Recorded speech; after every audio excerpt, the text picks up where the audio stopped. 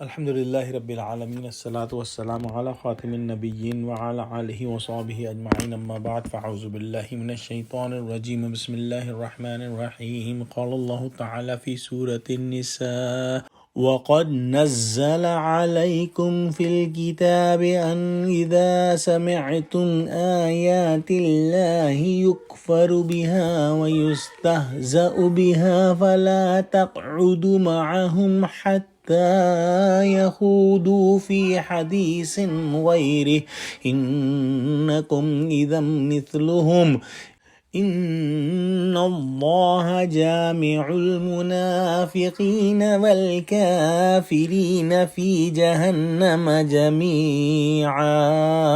ترجمہ: اور خدا نے تم مومنوں پر اپنی کتاب میں یہ حکم نازل فرمایا ہے کہ جب تم کہیں سنو کہ خدا کی آیتوں سے انکار ہو رہا ہے اور ان کی ہنسی اڑائی جاتی ہے تو جب تک وہ لوگ اور باتیں نہ کرنے لگیں ان کے پاس مت بیٹھو ورنہ تم بھی انہی جیسے ہو جاؤ گے۔ کچھ شک نہیں کہ خدا منافقوں اور کافروں سب کو دوزخ میں اکٹھا کرنے والا ہے۔ سورہ انعام میں یہ مضمون پہلے آ چکا ہے اور سورہ انعام جو ہے مکی صورت ہے۔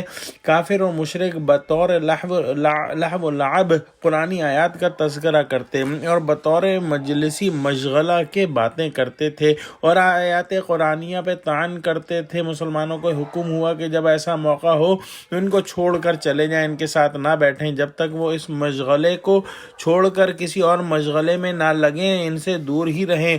سورہ انعام کی آیت کے مضمون کو یہاں سورہ نساء میں یاد دلایا اور فرمایا کہ تمہیں پہلے یہ حکم دیا جا چکا ہے کہ جب تم سنو کہ اللہ کی آیات کے ساتھ کفر کیا جا رہا ہے اور ان کا مذاق بنایا جا رہا ہے تو اس عمل میں جو لوگ مشغول ہوں ان کے ساتھ نہ بیٹھو۔ اگر تم ایسے موقع پر وہاں سے نہ ہٹے تو تم بھی انہی جیسے ہو جاؤ گے۔ کھلے کافر بھی آیات قرآنیہ پر اعتراض کرتے تھے اور منافقین بھی اس مشغلے کو اختیار کرتے تھے۔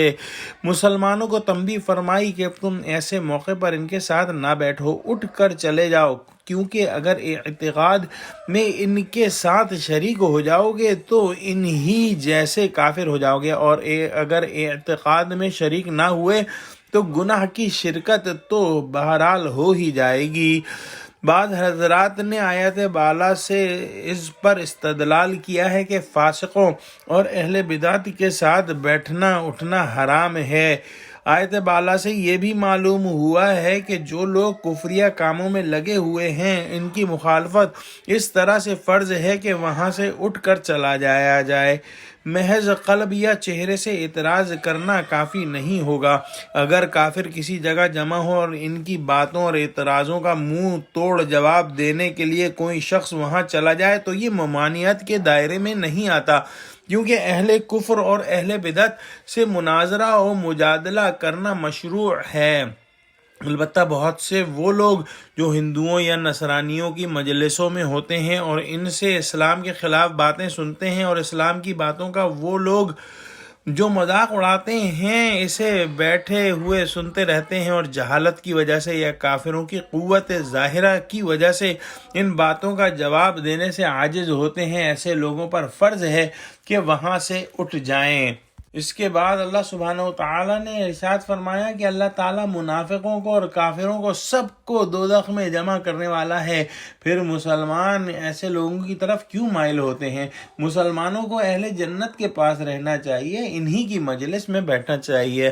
دعا کرتے ہیں کہ اللہ سبحانہ وتعالی ہم کو قرآن کا فہم عطا فرما، آمین۔ وآخر دعوانا الحمد للہ رب العالمین۔ السلام علیکم ورحمۃ اللہ وبرکاتہ۔